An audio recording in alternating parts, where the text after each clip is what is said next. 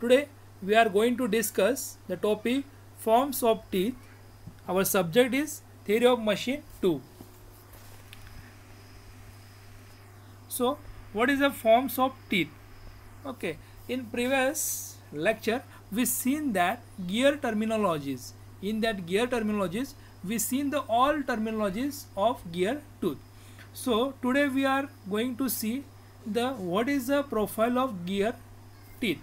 So in actual practice there are two types of teeth commonly used. That is, first one is what cycloidal and second one is what involute profile of the teeth. So first thing we are going to see cycloidal teeth. So cycloidal teeth, this is nothing but what a cycloid is a curve traced by a point on the circumference of circle which rolls without slipping on a fixed straight line.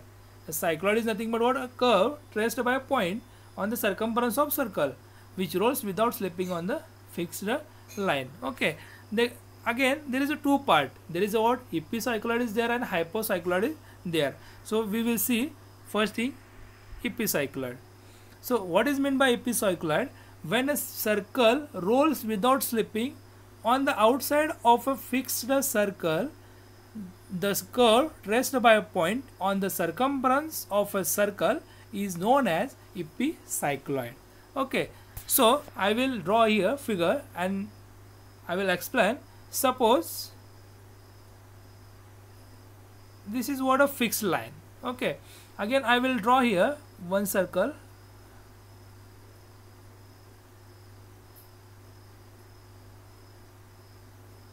Okay, so this is nothing but what epicycloid. This is meant what the circle. This is what outside of this fixed line. Okay, and this is what outside. Okay, outside of this fixed line. Okay, sorry, I will erase here. I will draw once again. This is what line. Okay, circle will be here.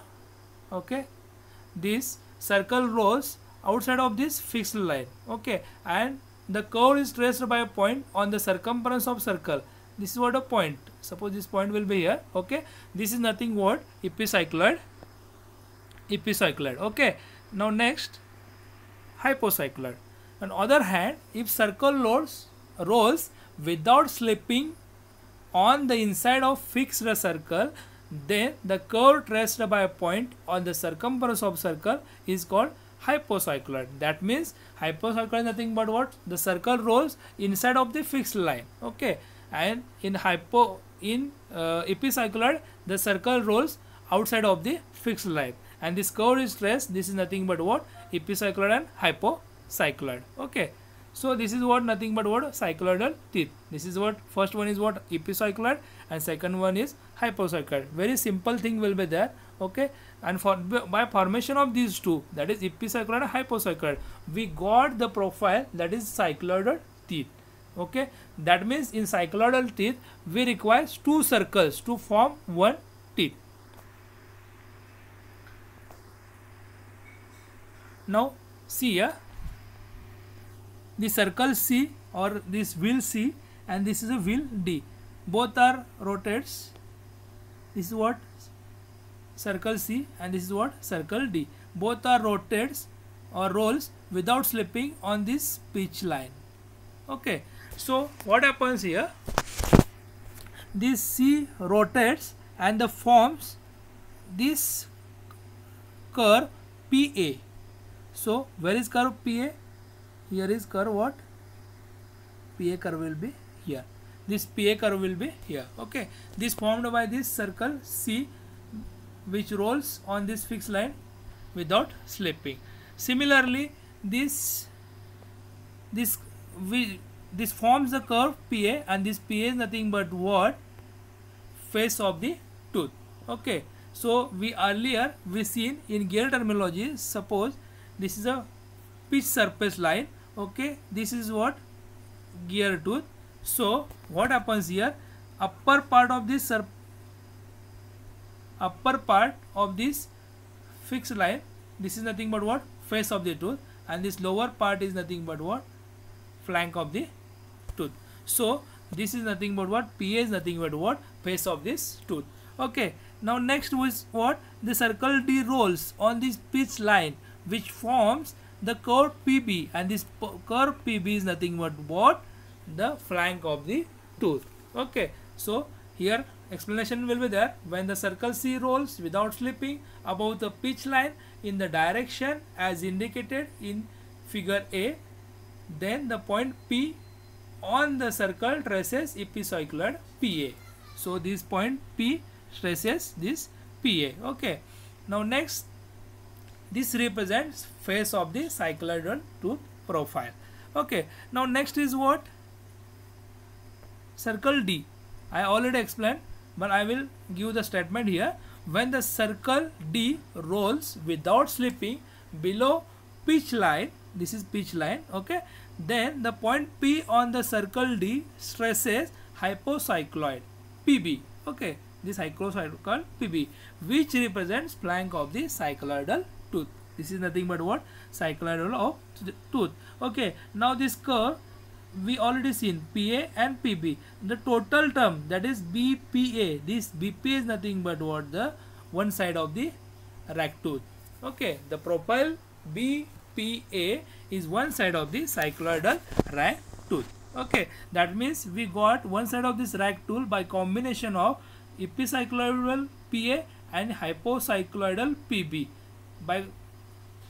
By this addition of these two, or by continuation of these two, we got BPA. This is one side of the cycloidal rack tooth. Okay, so next we are going to see construction of two mating cycloidal teeth. In previous slide we seen only one teeth, formation of one teeth. Now we are going to see construction of two mating cycloidal teeth. That means engagement of these two will be here. Okay, so see here, there is circle C or wheel C will be there and wheel D will be there. Okay, so see here, P circle of, this is nothing but what? P circle of wheel 2. Okay, and here is what? P circle of wheel 1. Okay, these two rotates and one will rotate. That means both are rotates in opposite direction. Here X is nothing but what? Pitch line will be there. Okay, so point P will be there. This is common point between these two. Okay, T1 and T2. I will zoom here. Okay, see here, this is nothing but what? T1 tooth, and this is what? T2 teeth. Okay, this is what? Both are engaged. Engagement or mating of this two tooth construction we are going to see here. Okay, so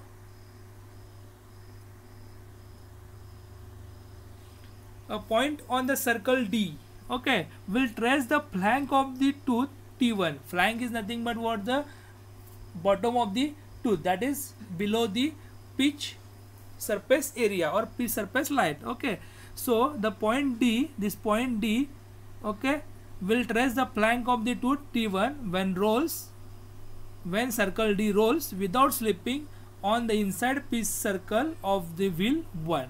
Okay, see here. Okay, and face of tooth T2, and again they forms the face of the tooth T2 when the circle D rolls without slipping on the outside of the pitch circle of the wheel 2. Okay, similarly, that means this D will forms two things. That is what? The face, flank of this tooth T1, and again face of the tooth T2. That means they will form T1 flank, okay, and T2 face. Okay, this is nothing but what? This is what a construction. Okay, similarly, a point on the circle C, that is this what? Here is circle C here. I will erase here. Okay, this is what? Circle C. Okay, a point on circle C will trace the face of tooth T1 and flank of tooth T2. Thus rolling circle C and D will have unequal diameters, but if several wheels are to be interchangeable, they must have rolling circles of equal diameters. Here, see here, what they said, the rolling circle C and D may have unequal diameters, but if several wheels are to be interchangeable, that means some in some cases they must be the interchangeable, but they must have in many cases they must have the rolling circles of equal diameters. Okay, so this is nothing but what? Construction of the two mating cycloidal teeth. That means here circle C makes what? The flank and face of the two teeth, and D makes the flank and face of the other two teeth. That means these two circles what generates one side of the rack tooth. Okay, here one note will be there. A little consideration will show that the common normal XX at any point of the contact between two cycloidal teeth always passes through the pitch point, which is the fundamental condition for constant velocity ratio.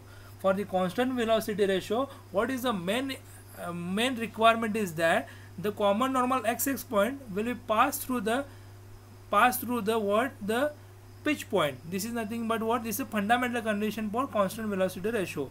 So this will be fulfilled here. That means this XX will pass this point P. This is common point will be there, and this is nothing but what? Pitch point, and this will pass through this pitch point P, and this is what requirement for the condition for constant velocity ratio.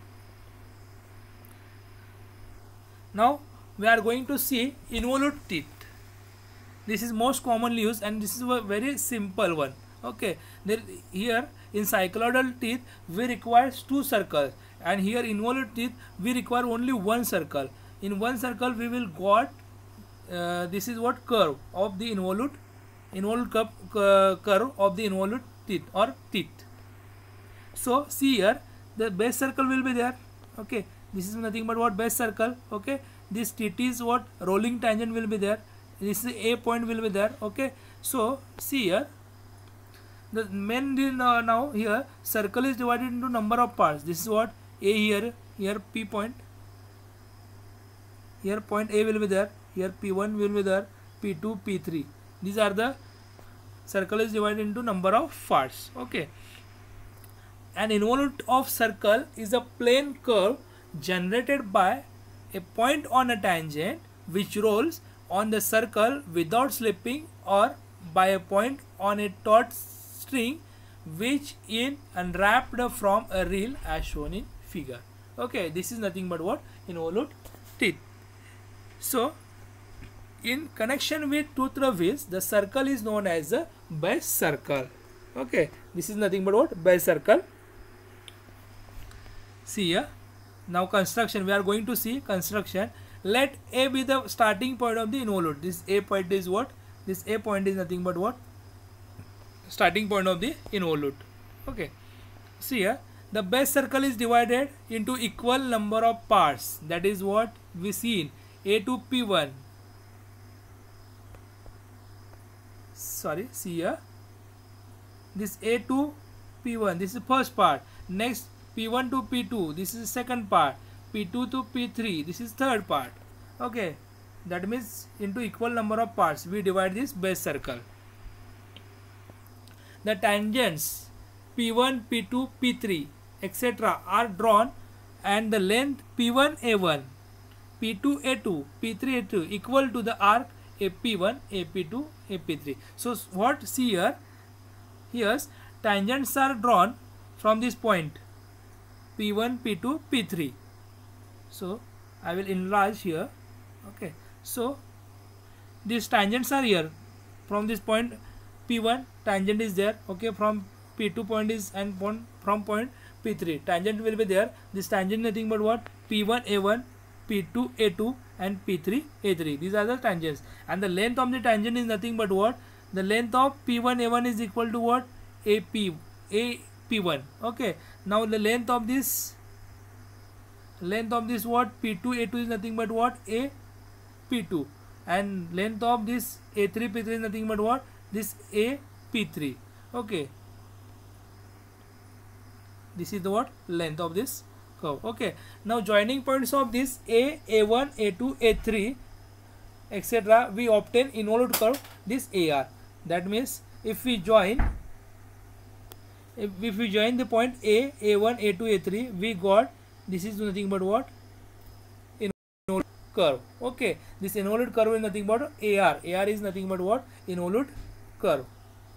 So if we take or if we draw the tangent at any point of this curve, that is point will be there, this passing from this A3 point, this is nothing but what here a little consideration will show that at any point A3 the tangent A3T, this A3T to the involute is perpendicular to the P3A3 and P3A3 is the normal to the tangent or normal to the involute. Okay, so see here, this is what a tangent A3T. Okay, and this if we draw the perpendicular, this perpendicular here, this perpendicular is what this circle or this tangent. Okay, this is what a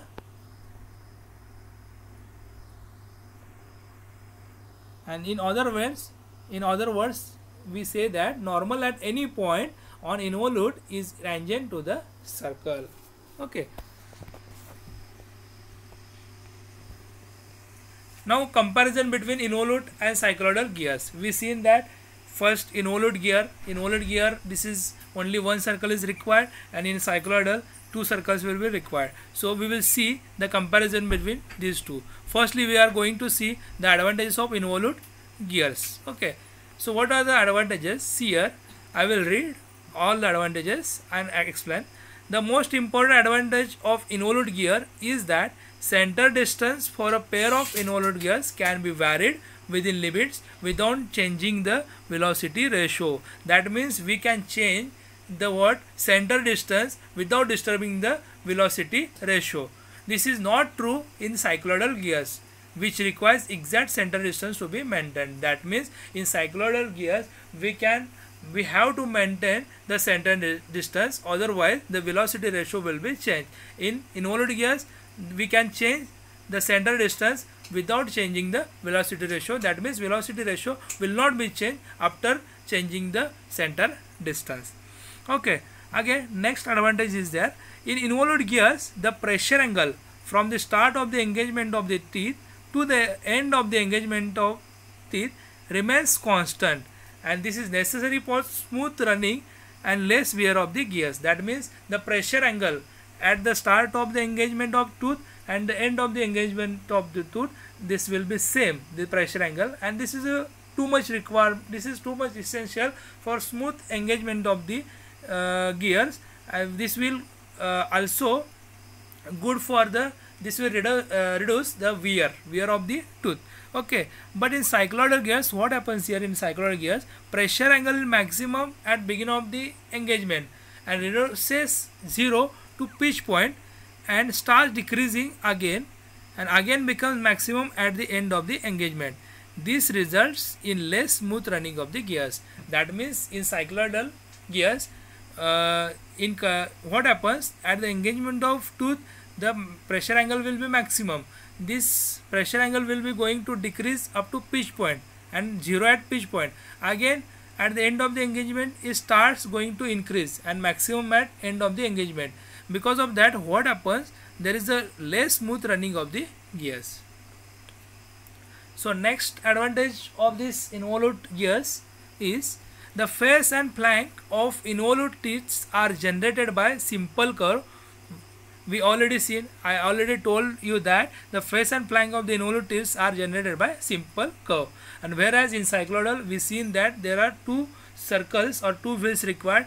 One forms the epicycloid and one forms the hypocycloid. By combination of these 2 we got the total teeth. Okay, so thus the involute teeth are easy to manufacturing than cycloidal teeth. In involute system, the basic rack has straight teeth and the same can be cut with simple tool. This is what advantage of involute gears. Okay, there is one note, that is what The only disadvantage of involute tooth is that interference occurs with pinions having smaller number of teeth. If the smaller number of teeth will be there, then interference occurs. So to avoid the interference, what we have to do, we have to adjust the heights of addendum and addendum of the mating teeth or angle of obliquity of the teeth. We can avoid by adding these two conditions. Now next we are going to see advantages of cycloidal gears. So what are the advantages of cycloidal gears? We are going to see one by one. The cycloidal teeth have wider flanks. Therefore the cycloidal gears are stronger than involute gears. What? The cycloidal gear is stronger than involute one. Okay, for the same pitch. Okay, due to this reason cycloidal teeth are preferred specially for cast teeth. Okay, next one is what? The cycloidal gears, the contact takes place between convex flank and concave surface. We already seen, that is construction of mating gears. In that one we already seen this condition. Okay, whereas in involute gears the convex surface are in contact. This condition results in less wear in cycloidal gears as compared to involute gears. However, the difference in wear is negligible. Okay.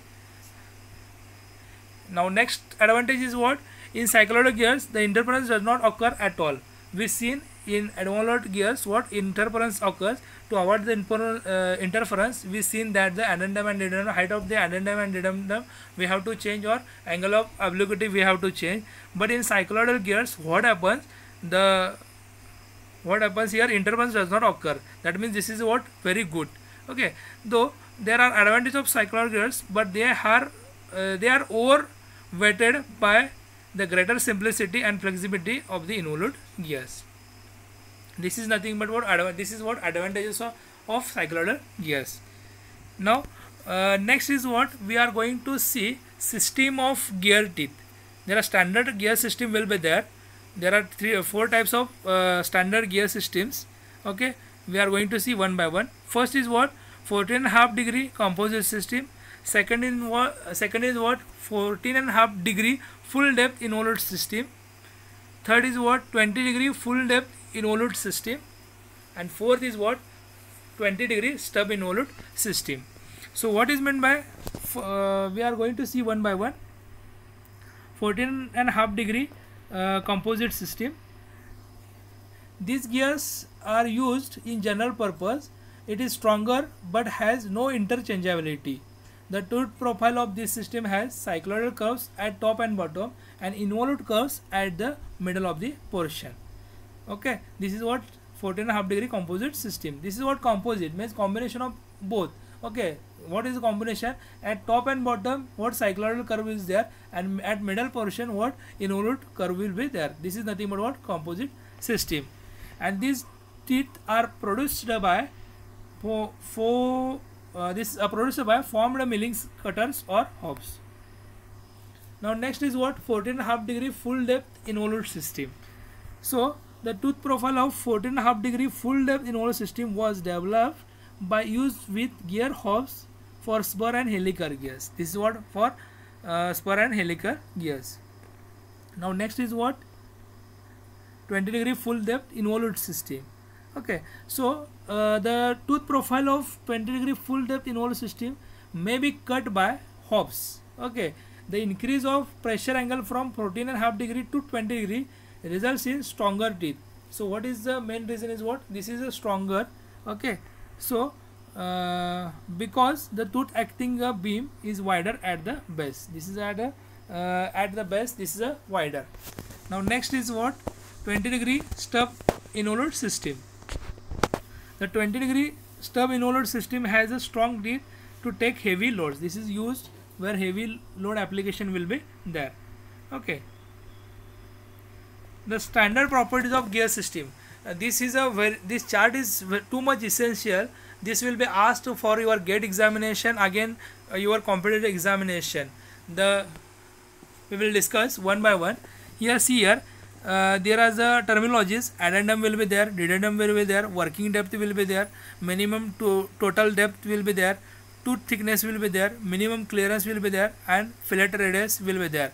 And these are the, at various condition the value will be changed. So see here, there many times the question will be asked that 20 degree stub in old system, what will the value of addendum?